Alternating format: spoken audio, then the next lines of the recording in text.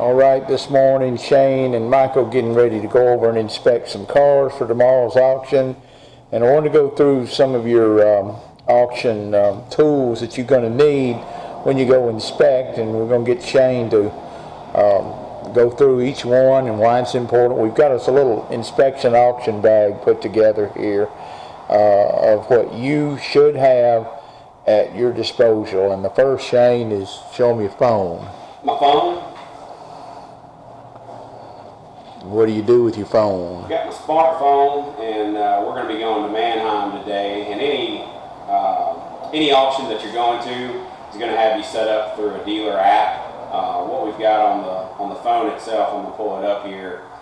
But you can go in here. Every auction is going to have about 850 to 900 cars that's going through. So there's a lot that's going on in there. So the first thing I'm going to do is I'm going to pull up a pre-sale inventory, and I'm going to narrow down my search to what moves for me.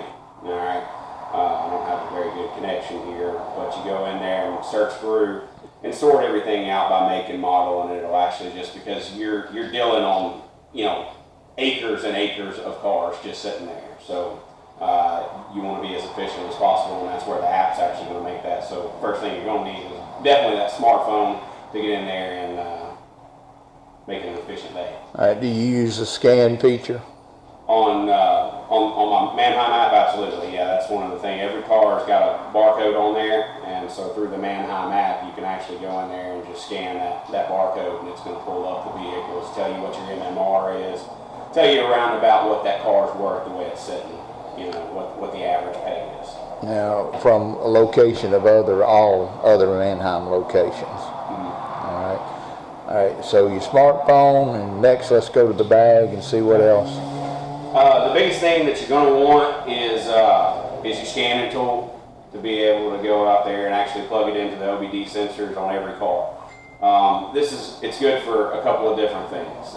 For me, the most important thing is I want to know that when I'm selling a car that I can be able to say that I've thoroughly checked out the car. I'm dealing in lower end cars, but most of my customers are coming to me and they don't have money to go out and buy $30,000, $40,000 cars. But they may have only $5,000 and they're subscribing to the Dave Ramsey plan, and that's great. But I don't want them to turn around and see me out or call me a crook or anything. So I'm going to do my due diligence, and that's the first thing. There are cars that are going to the auction, all right, that dealers have a little bit lower ethical standards, and they're getting in there and just clearing the codes. Well, my scanner is going to tell me whether or not a code's been cleared.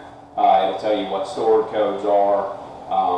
So that's the main thing, is that take your time and know what you're buying.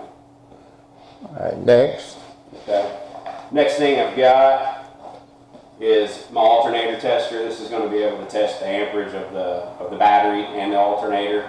If you're getting around 13.8 amps on there, then you've got a good alternator. So that's a big thing. You want to.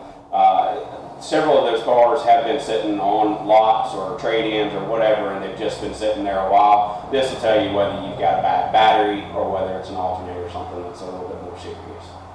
Be sure to read the specifications on your alternator tester, because you're going to see a lot of that with these cars. So you want to make sure that you understand how to test the battery is different than testing the load on the alternator.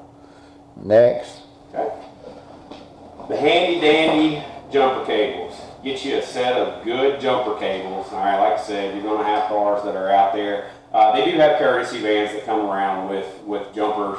So if you forget it, that's fine. But again, you want to make your process as efficient as possible. So get you a good set of jumper cables, some thicker, but something that also has. You can see that these are really long. The longer, the better that you can get in there, because you are going to have to boost some cars off. And where do you get the power to boost those cars off? From your car or another car that's out there. Actually, Mannheim just made it a stipulation to where you're not going to be able to drive your personal vehicle in there anymore to do inspections. So what you've got is you've got the ability to get a golf cart, which is a courtesy vehicle for you. But most of the time what I do is I go to the first car that I've looked at, find me one that I actually drive it around to other vehicles, and that's where I'll pull power from. Right. That day. So today what they'll do is they'll go get them a golf cart and throw their bag on the back of the golf cart, and that's how they'll inspect cars today. All you have to do to get that golf cart is turn in your auction access card, pick up a set of keys to a golf cart, use it as long as you want, turn it back in when you're done using it. All right, the last you got, where's your clamp at? It's over here. There it is. Now this is new to most people, and what is that? This is a shock clamp.